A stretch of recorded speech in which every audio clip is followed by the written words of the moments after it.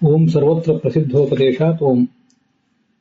ಈ ಸೂತ್ರ ಮತ್ತು ಭಾಷ್ಯಕ್ಕೆ ಸಂಬಂಧಿಸಿದಂತೆ ಭಾಷ್ಯ ದೀಪಿಕಾ ನಾವೀಗ ನೋಡಬೇಕಾಗಿದೆ.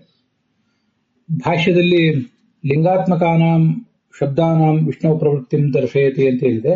ಅಲ್ಲಿ ಲಿಂಗಾತ್ಮಕ ಅನ್ನೋ ಶಬ್ದಕ್ಕೆ ಭಾಷ್ಯ ದೀಪಿಕಾಚಾರ್ಯರು ಲಿಂಗ ಅಂದ್ರೆ ಅನುಮಾಪಕೋ ಧರ್ಮ ಅಂತ ಅರ್ಥ ಬರೆದಿದ್ದಾರೆ. ಈ ಯಾವುದೇ ಲಿಂಗ ಅಥವಾ ಯಾವುದೇ ಪ್ರವೃತ್ತಿ ನಿಮಿತ್ತ ಅದನ್ನು ಹೇತುವನ್ನಾಗಿಟ್ಟುಕೊಂಡು ಆ ಪ್ರವೃತ್ತಿ ನಿಮಿತ್ತ ಅಥವಾ ಲಿಂಗ ಎಲ್ಲಿರ್ತದೋ ಆ ವಸ್ತುವನ್ನ ನಾವು ಅನುಮಾನ ಮಾಡ್ತೇವೆ. ಈಗ ವಿಷ್ಣುವೇ ಸರ್ವೋತ್ತಮನಾಗಿದ್ದಾನೆ, ಯಾಕೆಂದ್ರೆ ಸರ್ವತ್ರ ವ್ಯಾಪ್ತನಾದ್ರಿಂದ, ಜಿಜ್ಞಾಸ್ಯನಾದ್ರಿಂದ, ಅಥವಾ ಎಲ್ಲ ಸಮನ್ವಯ ಸಕಲ ಶಾಸ್ತ್ರಗಳ ಸಮನ್ವಯಕ್ಕೆ ಪಾತ್ರನಾದ್ರಿಂದ ಅಂತ ಹೀಗೆಲ್ಲ ಬೇರೆ ಬೇರೆ ಲಿಂಗಗಳು. ಇಲ್ಲಿ ನಾವು ನೋಡ್ತಿರೋ ಲಿಂಗ ಅಂದ್ರೆ ಸರ್ವಗತತ್ವ. ಸರ್ವಗತತ್ವ ಎಂಬ ಶಬ್ದದಿಂದ ಸರ್ವಗತತ್ವ ಎಂಬ ಶಬ್ದವನ್ನು ಲಿಂಗವನ್ನಾಗಿ ಇಟ್ಕೊಂಡ್ರೆ ವಿಷ್ಣು ಆದಿತ್ಯ ಶಬ್ದವಾಚ್ಯ, ವಿಷ್ಣು ಅಂತ ಪಕ್ಷ, ಆದಿತ್ಯ ಶಬ್ದವಾಚ್ಯ ಅಂತ ಸಾಧ್ಯ. ಅದಕ್ಕೆ ಏನು ಹೇತು ಅಂದ್ರೆ ಸರ್ವಗತತ್ವ ಅಂತ ಹೀಗೆ ಹೇತು. ಹೀಗೆ ಲಿಂಗ ಅಂದ್ರೆ ಅನುಮಾಪಕ ಧರ್ಮ, ಹೇತು. ಅದು ಬೇರೆ ಕಡೆನೂ ನಮ್ಗೆ ಗೊತ್ತಿದೆ, ಇಲ್ಲೂ ಅದನ್ನ ಅಳವಡಿಸ್ಕೋಬೇಕಷ್ಟೆ. ಸಯೇವ ಆತ್ಮ ಪ್ರವೃತ್ತಿ ನಿಮಿತ್ತಂ. ಲಿಂಗವೇ ಆತ್ಮ, ಆತ್ಮ ಅಂದ್ರೆ ಪ್ರವೃತ್ತಿ ನಿಮಿತ್ತ ಅಂತ ಅರ್ಥ. ಇಲ್ಲಿ ನೋಡಿ, ಬೇರೆ ಕಡೆ ನಾವು ಸಾಹಿತ್ಯ ಬೇಕಾದಷ್ಟು ಓದಿದೇವಲ್ಲ, ಅಲ್ಲೆಲ್ಲ ಆತ್ಮ ಅಂದ್ರೆ ಸ್ವರೂಪ ಅಂತ ಅರ್ಥ. ಏತದಾತ್ಮಕವಾದ ಶ್ರುತಿ ಅಂತ ಹೀಗೆಲ್ಲ ಹೇಳಿದಾಗ ಸ್ವರೂಪ ಅಂತ ಹೇಳ್ತಿರ್ತಾರೆ. ಇಲ್ಲಿ ಪ್ರವೃತ್ತಿ ನಿಮಿತ್ತ ಅಂತ ಹೇಳಿದಾರೆ ನೋಡಿ. ಇದು ಆ ಶಬ್ದಗಳಿಗೆ ಆಯಾ ಪ್ರಸಂಗದಲ್ಲಿ ಬೇರೆ ಬೇರೆ ಅರ್ಥಗಳು ಬರೋದನ್ನ ತಿಳಿಸ್ತಾರೆ. ಅಲ್ಲಿ ಮುಂದೆ ಸ್ವರೂಪಾರ್ಥೋವ ಆತ್ಮಶಬ್ದ ಅಂತ ಅದನ್ನು ತಗೊಂಡಿದ್ದಾರೆ. ಆತ್ಮ ಆದ್ರೆ ಸ್ವರೂಪ ಅಂತನೂ ಅರ್ಥ ಇಲ್ಲ ಅಂತಲ್ಲ, ಆದ್ರೆ ಆತ್ಮ ಅನ್ನೋ ಶಬ್ದಕ್ಕೆ ಪ್ರವೃತ್ತಿ ನಿಮಿತ್ತ ಅಂತ ಮಾಡಿದ್ದು ಒಂದು ವಿಶಿಷ್ಟವಾದ ಅರ್ಥ ಅಷ್ಟೇ. ಮುಂದೆ ನಿಮಿತ್ತ ನಿಮಿತ್ತಿನೋ ಅಭೇದ ಉಪಚಾರ ಅಂತಿದೆ. ಆ ನಿಮಿತ್ತ ಮತ್ತು ನಿಮಿತ್ತಿ ಅವೆರಡಕ್ಕೂ ಅಭೇದ ಉಪಚಾರ ಬಂದಿರೋದ್ರಿಂದ ಸುಧಾದಲ್ಲಿ ಬಂದಿದೆ ಅಂತ ಹೇಳಿದ್ದಾರೆ. ನಾನು ಅದನ್ನ ಈಗ ಹೇಳ್ತಿಲ್ಲ, ಯಾಕೆಂದ್ರೆ ನಾನು ಅದನ್ನ ತೆಗೆದು ನೋಡ್ಲಿಲ್ಲ. ತೆಗೆದು ನೋಡಿದ್ರೆ ಸುಮ್ಮನೆ ಅದನ್ನೊಂದು ಅಷ್ಟನ್ನು ಮಾತ್ರ ಹೇಳೋದು ನನಗೆ ಸಮಾಧಾನ ಕೊಡೋದಿಲ್ಲ. ಅದರಿಂದ ಅಲ್ಲಿ ಏನ್ ಅರ್ಥ ಇದೆ, ಲಿಂಗವೇ ಪ್ರವೃತ್ತಿ ನಿಮಿತ್ತ ಯಾವ ಶಬ್ದಕ್ಕೆ ಆಗಿದೆಯೋ ಅದು ಲಿಂಗಾತ್ಮಕ ಶಬ್ದ, ಅಥವಾ ಲಿಂಗ ಸ್ವರೂಪ ಅಂತ ಅರ್ಥ. ಅದು ಅಷ್ಟು ಸಾಕು. ಮುಂದೆ 202ನೇ ಪೇಜಿನಲ್ಲಿ ತಥಾಚ ಬ್ರಹ್ಮತತಮಂ ಅಪಶ್ಯತ್, ಅದನ್ನು ಗಮನಿಸಿ. ತಥಾಚ ಬ್ರಹ್ಮತತಮಂ ಅಪಶ್ಯತ್ ಇತಿ ತತಮತ್ವಂ ಯತ್ ತತಮತ್ವ ಮುಕ್ತಂ ಪ್ರಾಣಾಖ್ಯ ವಿಷ್ಣೋ. ಈ ಅವರು ಪೂರ್ವ ಪಕ್ಷ ಮಾಡ್ತಾ ಇದ್ದಾರೆ. ಈ ಬ್ರಹ್ಮ ತತಮಂ ಅಪಶ್ಯತ್ ಅಂತೇನು ಬಂದಿದೆಯಲ್ಲ ಹಿಂದೆ, ಅದರಲ್ಲಿ ಪ್ರಾಣ ಎಂಬ ಹೆಸರಿನ ವಿಷ್ಣುವಿಗೆ ತತಮತ್ವವನ್ನು ಪ್ರತಿಪಾದನೆ ಮಾಡಿದಾರಲ್ಲ. ತತಮತ್ವ ಅಂದ್ರೆ ಸರ್ವತ್ರ ವ್ಯಾಪ್ತತ್ವ, ಸರ್ವ ದೇಶಗಳಲ್ಲಿಯೂ ಸರ್ವಕಾಲದಲ್ಲಿಯೂ ವ್ಯಾಪ್ತತ್ವ. ಅದಕ್ಕೆ ಸ್ವಲ್ಪ ಅಪವಾದನೂ ಏನಿಲ್ಲ, ಎಲ್ಲ ಕಡೆ ವ್ಯಾಪ್ತನಾಗಿದ್ದಾನೆ ಅಂತ ಅರ್ಥ. ಅದಕ್ಕೆ ಅಂಥ ಸರ್ವ ವ್ಯಾಪ್ತತ್ವ ಏನಿದೆ, ತದೇಕದೇಶಭೂತಂ. ಆ ಸರ್ವ ವ್ಯಾಪ್ತತ್ವ ಅನ್ನೋದು ಬಹಳ ದೊಡ್ಡದು. ಅದರ ಏಕದೇಶಭೂತವಾದದ್ದು ಯಾವುದು? ಸರ್ವಗತತ್ವ. ನೋಡಿ, ಅದು ನಮ್ಗೆ ಈ ಹಿಂದೆ ಜಯತೀರ್ಥರ ಮಾತಿನಲ್ಲಿ ಅಸ್ಪಷ್ಟವಾಗಿತ್ತು. ನನಗೊಂದು ಸ್ವಲ್ಪ ಸಂಶಯ ಬಂದಿತ್ತು. ಆ ಸಂಶಯ ಎಲ್ಲ ಈ ಭಾಷೆ ದೀಪಿಕಾದಲ್ಲಿ ಪರಿಹಾರ ಕಂಡಿತ್ತು. ನಾವು ಆದಿತ್ಯನನ್ನ ಸರ್ವಗತ, ಜೀವನನ್ನ ಸರ್ವಗತ ಅಂತ ಹೀಗೆ ಹೇಳುವಾಗೆಲ್ಲ ಸರ್ವಗತ ಅಂದ್ರೆ ಸ್ಪಷ್ಟವಾಗಿ ತಿಳ್ಕೊಂಡಿರ್ಲಿಲ್ಲ. ನಾವು ಎಲ್ಲ ಕಡೆ ಇರುವುದು ಅಂತ ಅರ್ಥ ತಿಳ್ಕೊಂಡಿದ್ವಿ. ಇವರಂತಾರೆ ಸರ್ವಗತತ್ವ ಅಂದ್ರೆ ಸರ್ವಗತತ್ವಾಂತರ್ಗತಂ ಸರ್ವ ಪ್ರಾಣಿ ಹೃದಯಸ್ಥಂ ತದೇಕದೇಶ ಭೂತತ್ವಂ. ಈಗ ತತಮತ್ವವನ್ನು ವಿಷ್ಣುವಿಗೆ ಏನು ಹೇಳಿದ್ವಲ್ಲ, ಆ ತತಮತ್ವದ ಒಂದು ಭಾಗ ಈ ಸರ್ವ ಪ್ರಾಣಿ ಹೃದಯಸ್ಥತ್ವ ಸರ್ವಗತತ್ವದಲ್ಲಿ ಸೇರಿದ್ದದು. ತತಮತ್ವ ಅಂದ್ರೆ ಸರ್ವಗತತ್ವ, ಅದು ಸರಿ. ಆದ್ರೆ ಈ ಜೀವನನ್ನ ಅಥವಾ ಆದಿತ್ಯನನ್ನ ಸರ್ವಗತ ಅಂತ ಪ್ರಶ್ನೆ ಮಾಡುವವರ ತಾತ್ಪರ್ಯ ಅವನು ಸರ್ವ ಪ್ರಾಣಿ ಹೃದಯಸ್ಥ ಅಂತ ತಾತ್ಪರ್ಯ. ಹೀಗೆ ತತಮತ್ವದ ಒಂದು ಏಕದೇಶವಾದಂತಹ ಸರ್ವ ಪ್ರಾಣಿ ಹೃದಯಸ್ಥತ್ವ ಏನಿದೆ, ತದೇಕದೇಶಭೂತಂ ಅನ್ನೋದ್ರ ವಿವರಣೆ ಸರ್ವಗತತ್ವಾಂತರ್ಗತತ್ವ. ಇದು ಈ ಸರ್ವ ಪ್ರಾಣಿ ಹೃದಯಸ್ಥತ್ವ ಅನ್ನೋದು ಅದೇ ಐತರೇಯದಲ್ಲಿ ಏತಂ ಹ್ಯೇವ ಬಫೃಚಾಹ ಮಹತ್ಯುಕ್ತೆ ಮೀಮಾಂಸಂತೆ ಏತಮೇವ ಅಗ್ನೌ ಅಂತ ಹೀಗೆಲ್ಲ ಏನ್ ಬಂತಲ್ಲ, ಅಲ್ಲಿ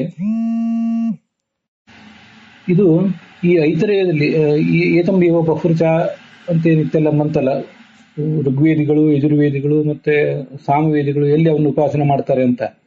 ಹಾಗೆ ಅಲ್ಲಿ ಮುಂದೆ ಇವನನ್ನೇ ಭೂಮಿಯಲ್ಲಿ, ಸ್ವರ್ಗದಲ್ಲಿ, ವಾಯುವಿನಲ್ಲಿ, ಆಕಾಶದಲ್ಲಿ ಅಂತೆಲ್ಲ ಬಂತಲ್ಲ. ಈ ಎಲ್ಲಾ ಭಾಗದಲ್ಲಿ ಈ ಎಲ್ಲ ಭಾಗದಲ್ಲಿ ಏತಮಿತಿ ಉತ್ತರ ವಾಕ್ಯನ ಏತಂ ಅಂತೇನು ಅಲ್ಲಿ ಮುಂದೆ ಏನು ಬಂದಿದೆ, ಏತಂ ಸರ್ವೇಷು ಭೂತೇಶು ಅಂತ ಏನು ಬಂದಿದೆಯಲ್ಲ, ಅಲ್ಲಿ ಹೇಳ್ತಿರುವುದು ಈ ಸರ್ವ ಪ್ರಾಣಿ ಹೃದಯಸ್ಥತ್ವವನ್ನೇ ಅಂತ ಅವ್ರ ತಾತ್ಪರ್ಯ.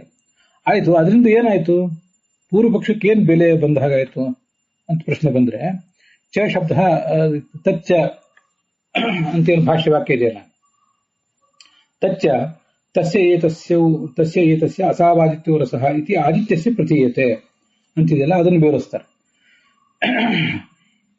ಸಯಶ್ಚಾಯಂ ಅಶರೀರಃ ಪ್ರಜ್ಞಾತ್ಮ ಯಶ್ಚಾಸಾವಾದಿತ್ಯಃ ಏಕಮೇತದಿತಿ ವಿದ್ಯಾತ್ ಅಂತೇನೋ ಇನ್ನೊಂದು ವೇದವಾಕ್ಯ ಇದೆ. ಇದೆಲ್ಲ 2-3 ಭಾಗದಲ್ಲಿ ಬಂದಿದೆ. ನಾವು ಈ ಹಿಂದೆ ಅದನ್ನು ನೋಡಿದ್ದೇವೆ. ಮೊದಲು ಬಂದದ್ದು ಚತ್ವಾರ ಪುರುಷ ಇತಿ ಬಾಧ್ವ. ಅದಾದ್ಮೇಲೆ ಅಲ್ಲೇ ಮುಂದೆ ಬಂದಿರೋದು ತಸ್ಯ ಅಸಾವಾದಿತ್ಯೋ ರಸಃ ಅಂತ ಬಂದಿದೆ. ಅದಾದ್ಮೇಲೆ ಸಯಶ್ಚಾಯಂ ಅಶರೀರಃ ಪ್ರಜ್ಞಾತ್ಮ ಯಶ್ಚಾಸಾವಾದಿತ್ಯ ಅಂತ ಇದು ವಾಕ್ಯ ಬಂದಿದೆ. ಅಲ್ಲೇ ಸೂರ್ಯ ಆತ್ಮ ಜಗತಶ್ಚಕ್ಷುಷಶ್ಚ ಅಂತ ಬಂದಿದೆ. ಅದಾದ್ಮೇಲೆ ಒಂದು ಸ್ವಲ್ಪ ಜಾಗ ಬಿಟ್ಟು ಏತಂ ಸರ್ವೇಷು ಭೂತೇಶು ಅಂತ ಬಂದಿದೆ. ಆ ಭಾಷ್ಯ ದೀಪಿಕಾದಲ್ಲಿ ನಡುವೆ 3 ಡಾಟ್ ಹಾಕಿದಾರಲ್ಲ, ಅದು ಬೇರೆ ಬೇರೆ ಜಾಗ ಅನ್ನೋದನ್ನು ತೋರಿಸ್ತದೆ. ಐತರೇಯ ಉಪನಿಷತ್ತಿನಲ್ಲೇ ಹಿಂದೆ ಮುಂದಿನ ವಾಕ್ಯ ಅಂತ ತೋರಿಸ್ತದೆ.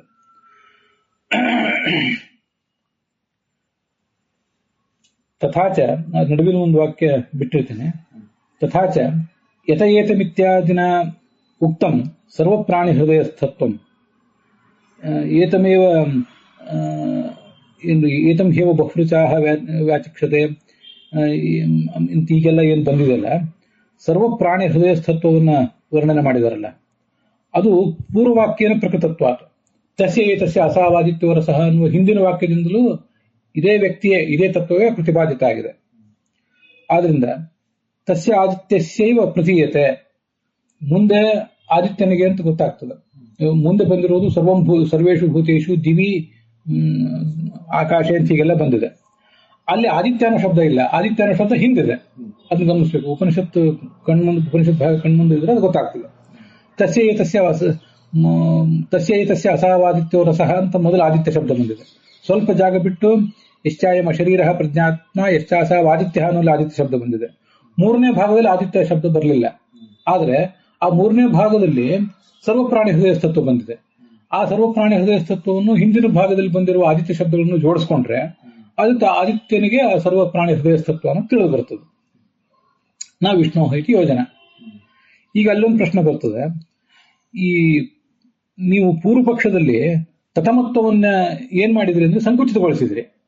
ಸಿದ್ಧಾಂತದವರು ಪೂರ್ಣವಾದ ತತ್ವಮತ್ವವನ್ನು ಇಟ್ಕೊಂಡಿದ್ದಾರೆ. ಅದು ನಮ್ಗೆ ಗೊತ್ತಿದೆ. ಹಿಂದಿನ ನಾವು ಒಂದು ಪಾಠ ಶ್ರವಣ ಮಾಡುವಾಗಲೇ ನೋಡಿದ್ದೇವೆ.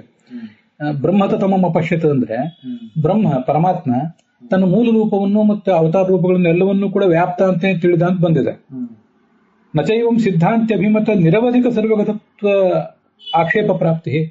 ಸಿದ್ಧಾಂತಗಳು ಹೇಳಿದ್ದು ಪೂರ್ಣವಾದ ವ್ಯಾಪ್ತತ್ವವನ್ನು. ನೀವು ಪ್ರಶ್ನೆ ಮಾಡುವವರು ಸಂಕುಚಿತವಾದ ಸರ್ವಗತತ್ವವನ್ನು ಇಟ್ಕೊಂಡ್ರಲ್ಲ. ಯಾಕೆಂದ್ರೆ ಸರ್ವಪ್ರಾಣಿ ಹೃದಯಸ್ಥತ್ವವನ್ನು ಇಟ್ಕೊಂಡ್ರಿ ನೀವು. ಅದು ಹೇಗೆ ನೀವು ಪೂರ್ವ ಪಕ್ಷದವರ ಸಿದ್ಧಾಂತಗಳನ್ನ ಹೇಗೆ ಆಕ್ಷೇಪ ಮಾಡಿದಂತ ಆಗ್ತದೆ ಅಂತ ಒಂದು ಪ್ರಶ್ನೆ ಬರ್ತದೆ. ಪೂರ್ವ ಪಕ್ಷದ ಮೇಲೆ ಒಂದು ಪ್ರಶ್ನೆ ಬರ್ತದೆ. ಅವ್ರು ಹೇಳ್ತಿರೋದು ಪೂರ್ಣವಾದ ವ್ಯಾಪ್ತತ್ವವನ್ನು, ನೀವು ಹೇಳ್ತಿರೋದು ಸರ್ವಪ್ರಾಣಿ ಹೃದಯಸ್ಥತ್ವವನ್ನು ಮಾತ್ರ. ಅದನ್ನು ನೀವು ಸಂಕುಚಿತ ಮಾಡಿದ್ರಲ್ಲ ಅಂತ. ಅದಕ್ಕೆ ಅವರು ಪೂರ್ವ ಪಕ್ಷ ಮಾಡೋರು ಹೇಳ್ತಾನೆ, ಪೂರ್ವ ಪಕ್ಷೆ ಏತಮೇವ ಇತಿ ಅವಧಾರಣೇನ ವಿಷ್ಣೋ ಅನ್ಯಸ್ಯೇವ ಸರ್ವಭೂತಗತತ್ವ ಏತಮೇವ ಬ್ರಹ್ಮೇತ್ಯಾಚಕ್ಷತೆ ಅಂತಿದೆಯಲ್ಲ. ಏತಮೇವ ಅಂತ ಅವಧಾರಣೆ ಇದೆಯಲ್ಲ, ಆ ಅವಧಾರಣೆ ಇರೋದ್ರಿಂದ ನೀವು ಇದು ವಿಷ್ಣುವಿಗೆ ಸರ್ವಗತತ್ವವನ್ನು ಹೇಳಲೇಬಾರದು. ನೀವಾದ್ರೂ ಸಿದ್ಧಾಂತಿಗಳು. ಅವರು ನಾವು ಸಿದ್ಧಾಂತಿಗಳು ಏನ್ ಪ್ರಶ್ನೆ ಮಾಡಿದ್ವಿ, ಸರ್ವತ್ರ ವ್ಯಾಪ್ತತ್ವವನ್ನು ನಾವು ಇಟ್ಕೊಂಡಿದೀವಿ, ಅದನ್ನ ನೀವು ಸಂಕುಚಿತ ಮಾಡಿದ್ರಲ್ಲ ಅಂತ ನಾವು ಅವ್ರನ್ನ ಪ್ರಶ್ನೆ ಮಾಡಿದ್ರೆ, ನೀವು ನಿರವಧಿಕವಾದ ನಿರವಧಿಕವಾದ ವ್ಯಾಪ್ತತ್ವವನ್ನು ಇಟ್ಕೊಂಡಿದ್ದೆ ತಪ್ಪು ಅಂತ ಅವರೇ ನಮ್ಗೆ ಹೇಳ್ತಿದ್ದಾರೆ. ಯಾಕೆಂದ್ರೆ ಏತಮೇವ ಅಂತ ಆದಿತ್ಯನಿಗೆ ಅದು ತಿಳಿದು ಬರ್ತಾ ಇದೆ. ವಿಷ್ಣು ಅನ್ಯಸ್ಯೇವ, ಯಾಕಂದ್ರೆ ಹಿಂದೆ ಆದಿತ್ಯ ಅಂತ ಬಂದಿದೆ. ವಿಷ್ಣುವಿಗಿಂತ ಭಿನ್ನನಾದವನಿಗೆ ಸರ್ವಭೂತಕ ತತ್ವ ತಿಳಿದು ಬರ್ತಾ ಇದೆ. ಅಂದ್ರೆ ಸರ್ವಭೂತಕ ತತ್ವ ಅಂದ್ರೆ ಸರ್ವ ಪ್ರಾಣಿ ಹೃದಯಸ್ತತ್ವ. ಅದು ಆದಿತ್ಯನಿಗೆ ತಿಳಿದು ಬರ್ತಿರೋದ್ರಿಂದ ವಿಷ್ಣೋ ಭೂತಾದನ್ಯತ್ರ ಸತ್ವೇಪಿ ಸರ್ವಭೂತಗತತ್ವ ಅಪ್ರಾಪ್ತ್ಯ ಆಕ್ಷೇಪ ಉಪಪತ್ತೇ. ವಿಷ್ಣು ಅಂತನೂ ಸರ್ವತ್ರ ವ್ಯಾಪ್ತ ಅಂತ ನೀವೇನೋ ಹೇಳ್ತಿದ್ದೀರಿ, ಆದ್ರೆ ನಾವಿಲ್ಲಿ ಆ ವಿಷ್ಣುವಿನ ಬಗ್ಗೆ ತಲೆ ಕೆಡಿಸ್ಕೊಂಡಿಲ್ಲ. ಆದಿತ್ಯ ಅನ್ನೋನೇ ಸರ್ವಭೂತಗತ ಸರ್ವ ಪ್ರಾಣಿ ಹೃದಯಸ್ಥ ಅಂತ ಈ ಉಪನಿಷತ್ನಲ್ಲಿ ವರ್ಣಿತನಾಗಿರುವವನು ಆದಿತ್ಯನೇ ಅಂತ ನಾವು ಅಭಿಪ್ರಾಯ ಪಡ್ತೇವೆ. ಅದರಿಂದ ನಾವು ಹೇಳಿದ್ ಸರಿಯಾಯಿತು ಅಂತ ಅವರ ತಾತ್ಪರ್ಯ. ಪೂರ್ವ ಪಕ್ಷದವರು ಏನ್ ಹೇಳ್ತಾರೆ ಅಂದ್ರೆ, ವಿಷ್ಣು ಭೂತಾದನ್ಯತ್ರ ಸತ್ವೇಪಿ, ವಿಷ್ಣು ನೀವೇನೋ ಸಿದ್ಧಾಂತಿಗಳು ಹೇಳ್ಕೊಳ್ಳುವಂತೆ, ನೀವು ಕ್ಲೇಮ್ ಮಾಡುವಂತೆ ಭೂತ ಬಿಟ್ಟು ಬೇರೆ ಕಡೆ ಎಲ್ಲ ಇದ್ದಾನೆ, ಆದ್ರೆ ಸರ್ವಭೂತ ಹೃದಯಸ್ಥನಾಗಿರುವವನು ಆದಿತ್ಯ ಮಾತ್ರ. ನನಗೆ ಮೊದಲು ಹೇಳುವಾಗ ಆ ವಾಕ್ಯದ ಮೀನಿಂಗ್ ಅಷ್ಟಾಗಿರ್ಲಿಲ್ಲ. ಈಗ ಅದನ್ನ ಹೇಳ್ತಾ ಹೋದಾಗ ನಿಮ್ಗೆ ಅದನ್ನ ಹೇಳ್ತಾ ಹೋದಾಗ ನೀವು ಹೇಳಿದಂತೆ ಪೂರ್ವ ಪಕ್ಷದವರ ಅಭಿಪ್ರಾಯ ಹೀಗೆ, ಭೂತ ಬಿಟ್ಟು ಎಲ್ಲಾ ಕಡೆ ಬೇರೆ ಕಡೆ ಇದ್ದಾನೆ, ಆದ್ರೆ ಭೂತದ ಒಳಗಿರುವವನು ಯಾರು? ಶ್ರುತಿ ಏನ್ ಹೇಳ್ತಿದೆ? ಆದಿತ್ಯನ ಬಗ್ಗೆನೇ ಹೇಳ್ತಿದೆ. ಈಗ ನನಗೂ ಸ್ಪಷ್ಟ ಆಯ್ತು. ಈ ಭಾಷೆ ದೀಪಿಕಾದಲ್ಲಿ ಹೀಗೆ ಬಂದಿರುವಂತಹ ಈ ಪೂರ್ವ ಪಕ್ಷವನ್ನು ನಾವು ನೋಡಿದ್ವಲ್ಲ, ಇದಾದ್ಮೇಲೆ ಹಿಂದೆ ತತ್ವಪ್ರಕಾಶಿಕಾದಲ್ಲಿ ಸರ್ವಜೀವಾನಾಂ ವಾ ಏತತ್ ಸರ್ವಗತತ್ವ ಮುಚ್ಯತೆ ಚಕ್ಷುರ್ಮಯ ಶ್ರೋತ್ರಮಯ ಛಂದೋಮಯೋ ಮನೋಮಯೋ ವಾಂಗ್ಮಯ ಆತ್ಮ ಇತಿ ತಲ್ಲಿಂಗ ಶ್ರವಣಾತ್ ನಚ ತಲ್ಲಿಂಗಂ ಅಂತರ್ಯಾಮಿ ವಿಷಯಂ ಅಂತ ಈ ಮಾತಿದೆಯಲ್ಲ, ಅದನ್ನು ಇನ್ನೊಂದ್ಸರಿ ನೋಡಿದರೆ ಮತ್ತೊಂದಿಷ್ಟು ಸ್ಪಷ್ಟೀಕರಣ ಸಿಗ್ತದೆ. ಈಗ ಆದಿತ್ಯ ಸರ್ವಗತ ಅಂತ ಪೂರ್ವ ಪಕ್ಷದವರ ಅಭಿಪ್ರಾಯ, ಅಥವಾ ಸರ್ವ ಜೀವರಾದರೂ ಕೂಡ ಸರ್ವಗತರಾಗಿದ್ದಾರೆ ಅಂತ ಅಭಿಪ್ರಾಯ. ಅದಕ್ಕೆ ಯಾಕೆ ಅವರ ಆತರ ಹೇಳ್ತಾರೆ ಪೂರ್ವ ಪಕ್ಷದವರು ಅಂದ್ರೆ, ಚಕ್ಷುರ್ಮಯ ಶ್ರೋತ್ರಮಯ ಛಂದೋಮಯೋ ಮನೋಮಯ ವಾಂಗ್ಮಯ ಆತ್ಮ ಅಂತ ಬಂದಿದೆಯಲ್ಲ, ಇದೆಲ್ಲ ಜೀವನನ್ನು ಹೇಳ್ತದೆ. ಯಾಕೆ ಅಂದ್ರೆ ಚಕ್ಷುಷಿನಿಂದ ಜ್ಞಾನ ಪಡೆಯುವವನು, ಶ್ರೋತ್ರದಿಂದ ಜ್ಞಾನ ಪಡೆಯುವವನು ಅಂತ ಆ ಮಾತುಗಳಿಗೆ ಅರ್ಥ ಪೂರ್ವ ಪಕ್ಷದವರು ಮಾಡ್ಕೊಂಡಿರೋ ಅರ್ಥ. ಆದ್ರಿಂದ ಅದೆಲ್ಲ ಜೀವನನ್ನೇ ತಲ್ಲಿಂಗ ಶ್ರವಣ, ಜೀವನ ಲಿಂಗ ಕೇಳಿ ಬರ್ತಾ ಇದೆ. ನಚ ತಲ್ಲಿಂಗಂ ಅಂತರ್ಯಾಮಿ ವಿಷಯಂ, ಅದಕ್ಕೆ ನಾವು ಸಿದ್ಧಾಂತಿಗಳು ಏನು ಹೇಳೋ ಸಾಧ್ಯತೆ ಇದೆ ಅದನ್ನು ಟೀಕಾಚಾರ ಅನುವಾದ ಮಾಡ್ಕೊಂಡಿದ್ದಾರೆ. ಅದು ಈ ಯಾರು ಶ್ರೋತ್ರದಿಂದ ಮನಸ್ಸಿನಿಂದ ಮತ್ತೆ ಕಣ್ಣಿನಿಂದ ಜ್ಞಾನ ಪಡಿತಾನಲ್ಲ, ಅವನ ಅಂತರ್ಯಾಮಿ ಯಾರು ಭಗವಂತನನ್ನು ಅಲ್ಲಿ ಹೇಳಿದ್ದಾರೆ ಅಂತಂದ್ರೆ ಅದು ಸರಿಯಲ್ಲ. ಯಾಕೆಂದ್ರೆ ಯಾವ ಸರ್ವರಲ್ಲೂ ಅಂತರ್ಯಾಮಿ ಆದವನನ್ನು ಹೇಳ್ತಾರೆ ಅಂತ ನೀವೇನು ಸಿದ್ಧಾಂತಿಗಳು ಹೇಳ್ತೀರಿ, ತಸ್ಯ ಆ ಅಂತರ್ಯಾಮಿ ಆದಂತಹ ಭಗವಂತ ನಿಮ್ಮ ವಿಷ್ಣು ಏನಿದ್ದಾನೆ ಅವನು ಅಪರಿಚ್ಛಿನ್ನ, ದೇಶತಃ ಕಾಲತಃ ಅಪರಿಚ್ಛಿನ್ನ ಅಂತ ನೀವು ಹೇಳ್ತೀರಿ. ಸರಿಯಾ? ಸರ್ವೇಷು ಭೂತೇಷು ಇತ್ಯುಕ್ತ ಅಲ್ಪೌಕಸ್ತು ಅಯೋಗಾತ್, ಸರ್ವಭೂತಗಳಲ್ಲಿಯೂ ಇದ್ದಾನೆ ಅಂತ ಏನು ಪ್ರತಿಪಾದಿತ ಆಗಿದೆಯಲ್ಲ ಇದು ಅಲ್ಪೌಕಸ್ತ್ವ. ಅಲ್ಪೌಕಸ್ತು, ಓಕ ಅಂದ್ರೆ ಮನೆ ನೆಲೆ ಅಂತ ಅರ್ಥ, ಅಲ್ಪ ಅಂದ್ರೆ ಕಡಿಮೆ ಅಂತ ಅರ್ಥ. ಸರ್ವೇಷು ಭೂತೇಷು ಎಂಬ ಮಾತಿನಲ್ಲಿ ಪ್ರತಿಪಾದಿತವಾದದ್ದು ಅಲ್ಪೌಕಸ್ತ್ವ. ಈ ಅಲ್ಪೌಕಸ್ತ್ವ ಅನ್ನೋದು ಅಪರಿಚ್ಛಿನ್ನನಾದ ವಿಷ್ಣುವಿಗೆ ಬರೋದು ಹೇಗೆ ಸಾಧ್ಯ? ವಿಷ್ಣುವನ್ನು ನೀವು ಅಪರಿಚ್ಛಿನ್ನ ಅಂತ ಹೇಳ್ತಿರಲ್ಲ, ನಾವು ಪೂರ್ವ ಪಕ್ಷದವ್ರು ಏನ್ ಹೇಳ್ತೀವಿ ಅನ್ನೋದು ವಿಷಯ ಬೇರೆ. ನೀವಂತೂ ದೇಶದ ಕಾಲತಃ ಅಪರಿಚ್ಛಿನ್ನ ಅಂತೇನೆ. ಅಂತಹ ಅಪರಿಚ್ಛಿನ್ನನಾದ ಅಂತರ್ಯಾಮಿಯಾದ ವಿಷ್ಣುವಿಗೆ ಅಲ್ಪೌಕಸ್ತ್ವ ಅನ್ನೋದು ಬರ್ಲಿಕ್ಕೆ ಸಾಧ್ಯ ಇಲ್ಲ. ಇಲ್ಲಿ ಸೂರ್ಯನಿಗೆ ಅಥವಾ ಜೀವನಿಗೆ ಪ್ರತಿಪಾದಿತ ಆಗ್ತಾ ಇರೋದು ಅಲ್ಪೌಕಸ್ತ್ವ. ಅದು ಸರ್ವೇಷು ಭೂತೇಷು ಏತಮೇವ ಬ್ರಹ್ಮೇತ್ಯಾಚಕ್ಷತೆ ಅನ್ನುವ ಮಾತಿನಲ್ಲಿ ಬಂದಿರುವುದು ಅದು. ಆದ್ರಿಂದ ಸರ್ವೇಷು ಭೂತೇಷು ಇತ್ಯುಕ್ತ ಈ ವಾಕ್ಯದಲ್ಲಿ ಪ್ರತಿಪಾದಿತವಾದ ಅಲ್ಪೌಕಸ್ತ್ವ ಅನ್ನುವುದು ಅಪರಿಚ್ಛಿನ್ನನಾದ ವಿಷ್ಣುವಿಗೆ ಬರ್ಲಿಕ್ಕೆ ಸಾಧ್ಯ ಇಲ್ಲ. ಈ ಮಾತು ಈ ಟೀಕಾದ ಈ ಮಾತನ್ನು ಹಿಂದೆ ನಾನು ಓದಿದಾಗ ಸೂರ್ಯನಿಗಾಗಲಿ ಜೀವನಿಗಾಗಲಿ ಸರ್ವಗತತ್ವವನ್ನು ಹೇಳಿಕ್ ಹೊರಟಿದ್ದಾರೆ ಅವರು. ಸರ್ವಗತತ್ವವನ್ನು ಹೇಳಿಕ್ ಹೊರಟಾಗ ಅಲ್ಪೌಕಸ್ತ್ವ ಹೇಗೆ ಅವನಿಗೆ ಅಂತ ಒಂದು ಜಿಜ್ಞಾಸೆ ಬಂದಿತ್ತು ನನಗೆ. ಅವರ ಸರ್ವಗತತ್ವ ಅಂತ ಅವ್ರೇನ್ ಹೇಳ್ತಿದ್ದಾರೆ ಆ ಮಾತಿಗೆ ಪೂರ್ಣವಾಗಿ ಅರ್ಥ ನಾನು ಗ್ರಹಿಸಿಕೊಂಡಿರ್ಲಿಲ್ಲ ಅವಾಗ. ಅವ್ರು ಹೇಳ್ತಿರೋದು ಏತಂ ಸರ್ವೇಷು ಭೂತೇಶು ಅನ್ನೋ ಮಾತಿಗೆ ಅಂಟಿಕೊಂಡು ಸರ್ವ ಪ್ರಾಣಿ ಹೃದಯಸ್ಥತ್ವವನ್ನು ಮಾತ್ರ ಹೇಳ್ತಿದ್ದಾರೆ. ಆದ್ರಿಂದ ಅಲ್ಪೌಕಸ್ತ್ವ ಅವ್ರು ಹೇಳ್ದಂಗಾಯ್ತು ಪೂರ್ವ ಪಕ್ಷದವರು. ಆದ್ರಿಂದ ಅದು ಭಗವಂತನಿಗೆ ಬರೋದಿಲ್ಲ, ಅಪರಿಚ್ಛಿನ್ನನಾದ ಭಗವಂತನಿಗೆ ಬರೋದಿಲ್ಲ ಅಂತ ಅವ್ರ ತಾತ್ಪರ್ಯ. ಅದು ಟೀಕಾ ವಾಕ್ಯದಲ್ಲಿ ಸ್ಪಷ್ಟ ಇಲ್ಲ, ಟಿಪ್ಪಣಿಯಲ್ಲೆಲ್ಲರೂ ಇರಬಹುದು, ನಾನು ಗಮನಿಸಲಿಲ್ಲ. ಭಾಷ್ಯ ದೀಪಿಕಾದಲ್ಲಿ ಇಲ್ಲಿ ಸ್ಪಷ್ಟ ಇದೆ. ವಿಷ್ಣು ಬೇರೆ ಕಡೆ ಇರ್ಲಿ, ವಿಷ್ಣು ಭೂತಾದನ್ಯತ್ರ ಸತ್ವೇಪಿ ಭಾಷ್ಯ ದೀಪಿಕಾದಲ್ಲಿ ಬೇರೆ ಕಡೆ ಅವನು ಇರ್ಲಿ, ಆದ್ರೆ ಸರ್ವಪ್ರಾಣಿ ಹೃದಯಸ್ಥ ಯಾರು? ಆದಿತ್ಯನೇ ಆಗ್ಬೇಕು ಅಂತ ಅವರ ಪ್ರಶ್ನೆ. ಆಮೇಲೆ ಚಕ್ಷುರ್ಮಯತ್ವ ದೇವಗಾತ್ಯ ಅಂತ ಒಂದಿದೆ, ಅದನ್ನ ನೋಡಿದ್ದೇವೆ ಹಿಂದೆ. ವಿಷ್ಣುವಿಗೆ ಅಲ್ಪದೇಶ ವೃತ್ತಿತ್ವ ಅನ್ನೋದು ಬರೋದಿಲ್ಲ. ಅಪರಿಚ್ಛಿನ್ನನಾದ ವಿಷ್ಣುವಿಗೆ ಅಲ್ಪದೇಶ ವೃತ್ತಿತ್ವ ಬರೋದಿಲ್ಲ. ಮತ್ತೆ ಚಕ್ಷುಸ್ಸಿನಿಂದ ಜ್ಞಾನ ಪಡೆಯುವಿಕೆ, ಚಕ್ಷುಸ್ಸಿನಿಂದ ಶ್ರೋತ್ರದಿಂದ ಜ್ಞಾನ ಪಡೆಯುವಿಕೆ ಇತ್ಯಾದಿ ಗುಣಗಳು ಕೂಡ ಬರೋದಿಲ್ಲ. ಆದ್ರಿಂದ ಅತಃ ವಿಷ್ಣು ಅನ್ಯಸೇವ ಟೀಕಾ, ಜಯತೀರ್ಥರ ಟೀಕಾ, ಅವನೇ ಸರ್ವಗತ ಅಂದ್ರೆ ಸರ್ವ ಪ್ರಾಣಿ ಹೃದಯಸ್ಥ ಅವನೇ. ಆದ್ರಿಂದ ಅವನಿಗೆ ಪ್ರಾಣತ್ವ, ಅವನಿಗೆ ಆನಂದಮಯತ್ವ ಅಂತ ಅಲ್ಲಿ ಟೀಕಾ ವಾಕ್ಯದ ಅರ್ಥನೂ ಕೂಡ ಈಗ ಸ್ಪಷ್ಟ ಆಯಿತು. ಅಲ್ಲಿಗೆ ಇವತ್ತಿನ ಈ ಭಾಗ ಸಮಾಪ್ತ ಆಗಿದೆ.